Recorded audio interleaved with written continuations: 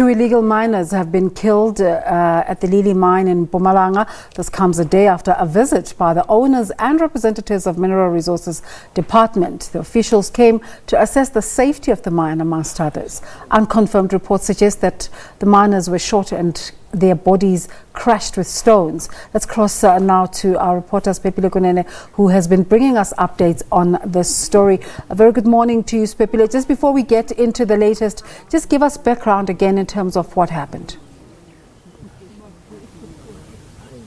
Okay, Desiree, good morning. What happened was that the previous day, the Department of Mineral Resources, as well as a vintage gold mine, the owners of the mine, came here to assess the situation and see how stable the mine is, whether it's possible to continue with the recovery mission, whether it's possible to reopen the mine for operations. But what happened while we were there were illegal miners getting in and out of the two holes that you see, that you saw the other day on the pictures that we were showing.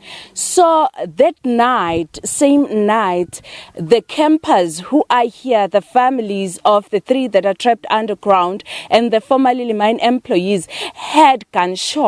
They say that they had a lot of cars passing by and some stopped to ask them a lot of questions. As a result, some of them had to leave the camp because they thought they are the ones that are wanted and their lives were in danger. So they left the camp, and then later on at night they had the gunshots. Then in the morning these bodies were discovered where their faces were crushed with stones.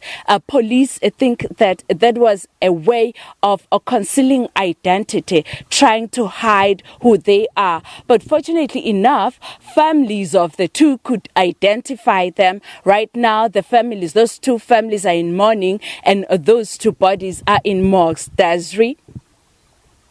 What's the latest?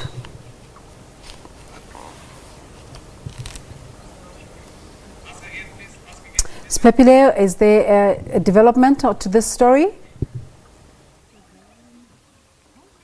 Yes, right now the former miners as well as the families are meeting to map a way forward, because they had to suspend all the operations that they are doing on their own underground without any expertise supervision. Remember, the mine was said to be unstable by mining engineers. Therefore, right now they are doing this operation on their own. They're getting in where these illegal miners get. With me here is one of the supportive structures, which is the EFF. When they started this camp here, they were with the EFF. They've been supporting them through and through. That's Economic Freedom Fighters in Mpumalanga. There's been Herman Mashaba here. There's been the ANC here. They are here to support them. He can tell us more. Yeah, thank you very much.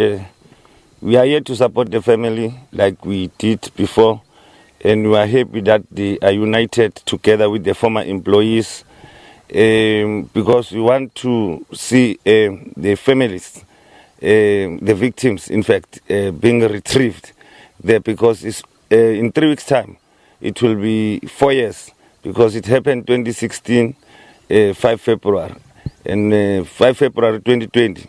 It will be 4 years that these bodies, 3 bodies, are still trapped underground, and it's not correct.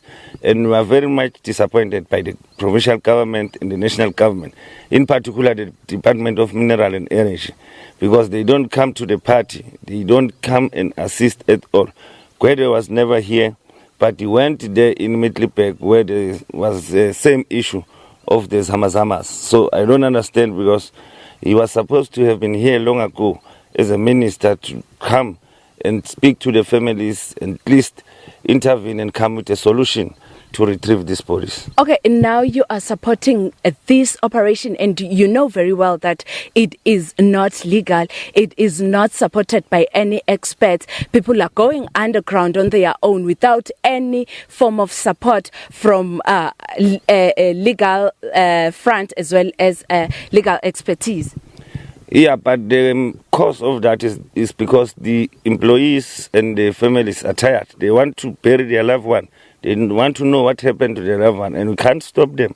The TMR came and promised them that they will provide some technical equipment to assist them to continue with the program of retrieving the bodies. But as we speak to them and get the report, they're saying it's possible. The container is almost at about 70 meters inside. So they're saying it's not something difficult. I think it's something that if the government was serious, it should have been done long ago.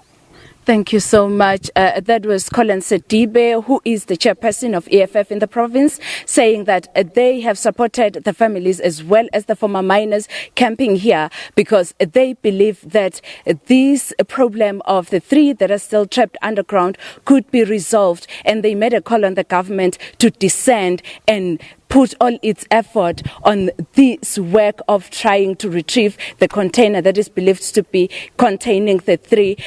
In our conversation with the miners earlier, they mentioned that the container is situated on the 5th level, which is just below the level 4 from which the collar collapsed. Therefore, according to their findings, it's possible to get the container. They need equipment, they need help, they need a snake camera that they can use so that they can see what's happening on the other side of the rock that is currently blocking them from getting to the container.